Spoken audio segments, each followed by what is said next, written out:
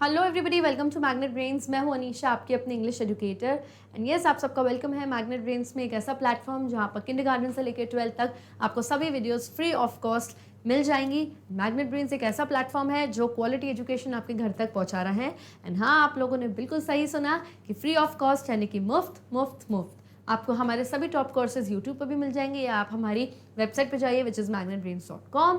सब कुछ मिल जाएगा वहाँ पे, आपको कुछ नहीं करना, बस you just come and learn from our videos. Okay, इसी के साथ मैं स्टार्ट करती हूँ हमारा आज का topic which is class 10th की जो आपकी इंग्लिश की फर्स्ट फ्लाइट बुक है, उसकी poem number 4, how to tell wild animals. और आज हम कवर करने वाले हैं इस पोएम के मल्टीपल चॉइस क्वेश्चंस, बोले तो MCQs। तो आओ let's see what the MCQs are giving us. Question number 1, how can the chameleon be identified.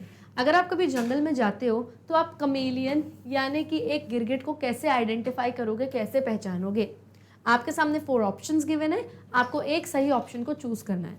Option number ए, क्या आप कैसे पहचानोगे। नो ईयर्स, क्या उसके कान नहीं होते। यस, कमेलियन के कान नहीं होते, ये देख के आप आइडेंटिफाई कर सकते हो।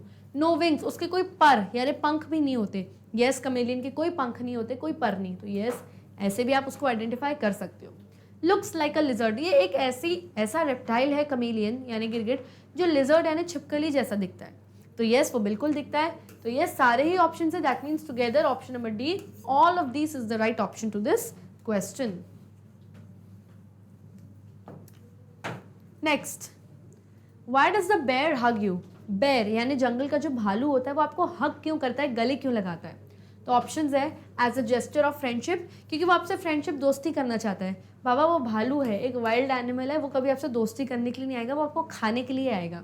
इन ऑर्डर टू किल, यस वो आपको किल करने के लिए यानी आपको मार डाल के आपको खाएगा वो ऑब्वियसली, इसीलिए वो आपको हग करेगा, इतनी टाइटली हग करेगा कि वो स्क्वीज करके आपको डेड कर देगा। Yes, it is his instinct, ये तो उसकी इंस्टिंक्ट है। बेयर का ये एक नेचुरल टेंडेंसी है, एक स्वाभाविक प्रवृत्ति है कि हाँ वो तो सबको हक करता है। भाई सबको हक नहीं करता, वो एक जंगली जानवर है, मार डालेगा। Okay, bears are friendly by nature, nature से वो फ्रेंडली है। बाबा फ्रेंडली नहीं है, वो वाइल्ड एनिमल्स हैं, तभी वो जंगल में रह रहे हैं।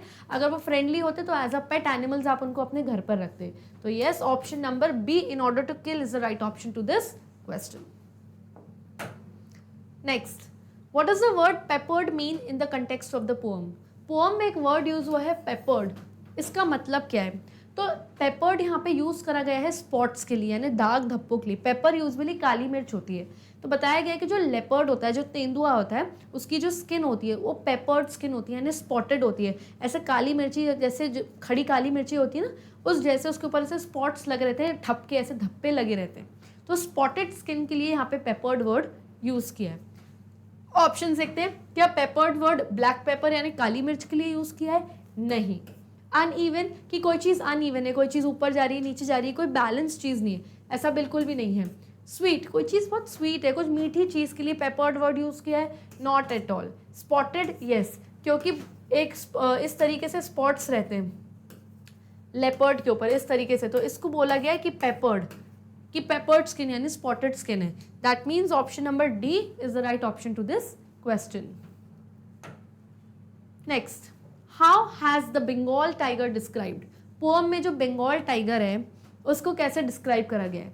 ऑप्शन देखते हैं, a noble wild beast, yes बोला गया बड़ा नोबल सा है और वाइल्ड बीस्ट है, तो दो ऑपोजिट चीज़ें बताई गई हैं कि वो नोबल है ह्यूमरस तरीके से कॉमेडी फॉर्म में, कि वाइल्ड बीस्ट यानी वाइल्ड एनिमल है लेकिन नोबल है, बड़ा अच्छा सा है, प्यारा सा है, जो कि ऑब्वियसली वो नहीं होता है, it will come to kill you.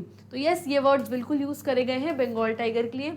Black stripes on a yellow hide, hide का मतलब हमने आपको एक्सप्लेनेटरी वीडियोज़ में बताया था कि जो एनिमल की स्किन होती है उसको हम हाइड कहते हैं। तो यस हम ये कह सकते हैं कि उसकी जो येलो कलर की स्किन होती है उसके ऊपर ब्लैक कलर की स्ट्राइप्स यानी काली धारियाँ होती हैं टाइगर की स्किन पर। तो यस ये भी बिल्कुल बताया गया है बंगाल टाइगर के बारे में। ऑप्शन सी बोलता है बोथ ए एंड बी, कि ए एंड बी दोनों ही हैं।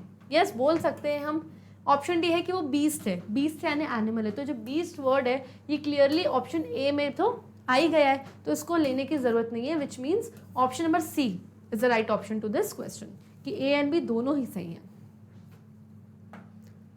Next, what does the chameleon not have. Chameleon यानी गिरगिट के पास क्या नहीं है, नॉट हैव बोला है कि क्या नहीं है उसके पास। Options A legs, B legs यानी पैर, ऑप्शन बी अ टंग यानी कि ज़ुबान, ऑप्शन सी ईयर्स यानी कान, या ऑप्शन डी आईज यानी आंखें। तो क्लियरली बताया गया है कि एक कमेलियन के पास ईयर्स और विंग्स यानी कि आंखें और जो पंख पर होते हैं वो नहीं है। That means clearly option number C ears is the right option to this question. Next, whose hide is spotted. Hide मैंने आपको बताया ही था कि एनिमल की स्किन को बोलते हैं। तो किस एनिमल की जो स्किन है वो स्पॉटेड है यानी इस तरीके से धब्बे लगे हुए हैं। तो क्लियरली मैंने आपको बताया था कि स्पॉटेड स्किन किसकी होती है, लेपर्ड की होती है, जिसके ऊपर इस तरीके से काली मिर्ची जैसे स्पॉट्स लगे रहते हैं। और अब हमने उसके लिए वर्ड भी यूज किया हुआ है पेपर्ड। यस, तो ऑप्शन देखते थे, क्या टाइगर की स्किन स्पॉटेड होती है? नहीं, उसकी स्किन पे तो स्ट्राइप्स होते हैं, ऐसे धारियां लगी रहती हैं। क्या लायन की स्किन होती है? नहीं, लायन की स्किन तो टोनी होती है यानी कि ऑरेंजिश ब्राउनिश या येलोइश ब्राउनिश कलर की स्किन होती है। लेपर्ड की, यस लेपर्ड की, यस मैंने आपको बताया था। पैंथर की नहीं होती क्योंकि पैंथर तो प्योर जेट ब्लैक कलर का होता है, उसके ऊपर कोई स्पॉट्स नहीं होते।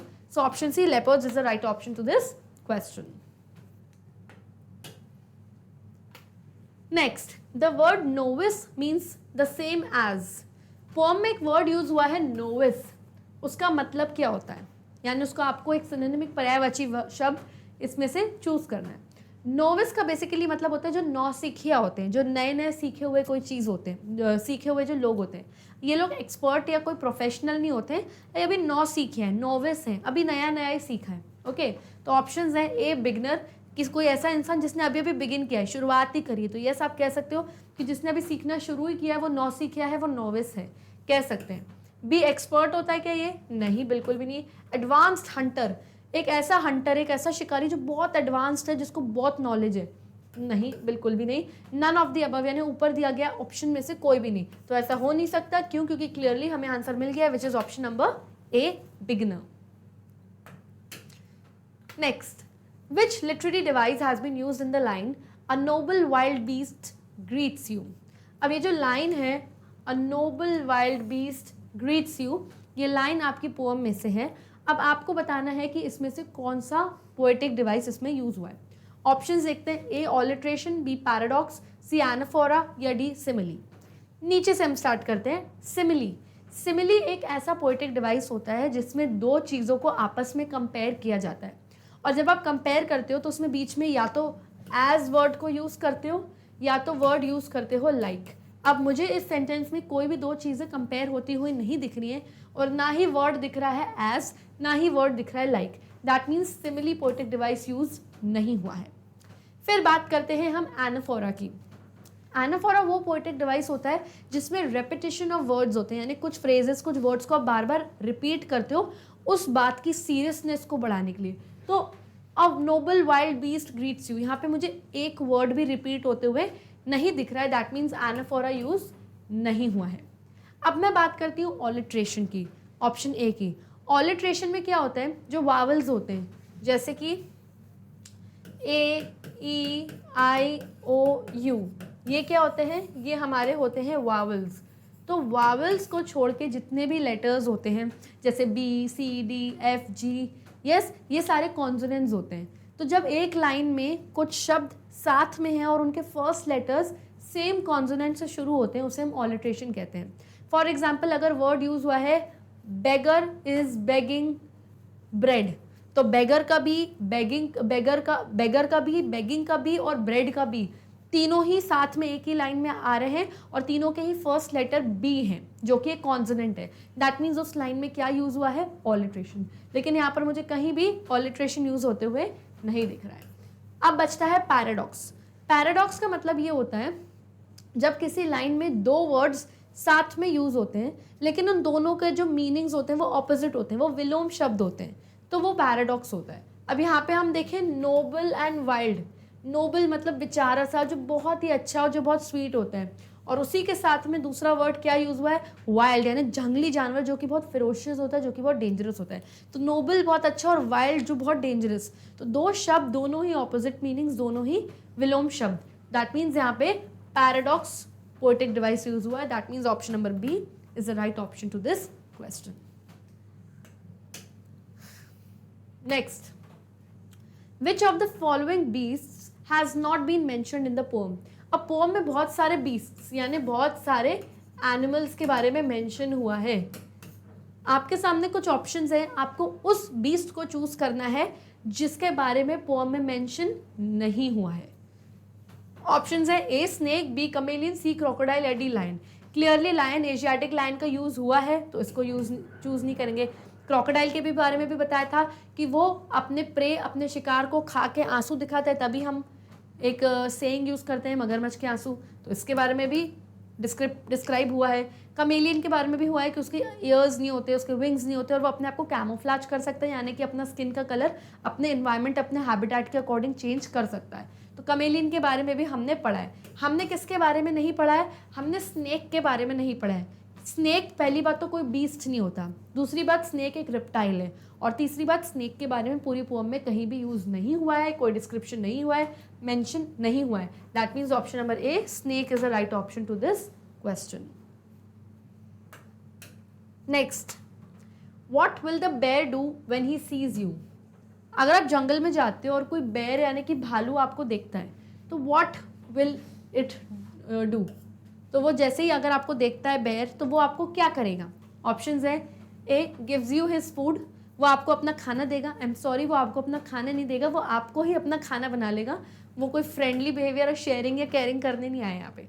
हग्स यू वेरी हार्ड, वो आपको बहुत हार्ड हग करेगा, यानी कि बहुत तेज़ गले लगाएगा, और इतनी तेज़ लगाएगा गले कि आप स्क्वीज हो जाओगे, यानी कि आपको बिल्कुल निचोड़ देगा। तब तक स्क्वीज करेगा तब जब तक आप सफोकेट ना होकर आपकी डेथ ना हो जाए। यस, क्योंकि वो एक वाइल्ड एनिमल है, वो आपको किल ही करेगा। तो यस, डांसेस विथ यू, वो आपके साथ नाचेगा। यस, सालसा करेगा ऑब्वियसली। हाँ, salsa. Bear will not dance with you, it will kill you. Ask you to sing a song, वो आपसे बोलेगा अरे भाई मेरे लिए गाना गा दे, तो ऑब्वियसली ऐसा बिल्कुल भी नहीं होगा। इट विल किल यू, इतनी तेज हक करेगा कि आपकी डेथ ही हो जाए। So option number B is the right option to this question. So children, here we come to the end of this session. I hope आपको सारे एमसीक्यूज अच्छे से समझ में आ गए होंगे। आप चाहें तो हमारे वीडियोस यूट्यूब पर भी देख सकते हैं, जो वहाँ ना मिले तो हमारी वेबसाइट पर जाइए विच इज़ magnetbrains.com। वहाँ पे आपको हमारे सारे ही टॉप कोर्सेज, हमारे e notes, e books readily मिल जाएंगे ईजिली, जिनके लिंक्स आपको हमारे डिस्क्रिप्शन बॉक्स में भी मिल जाएंगे। सो तब तक please stay tuned, bye bye and take care.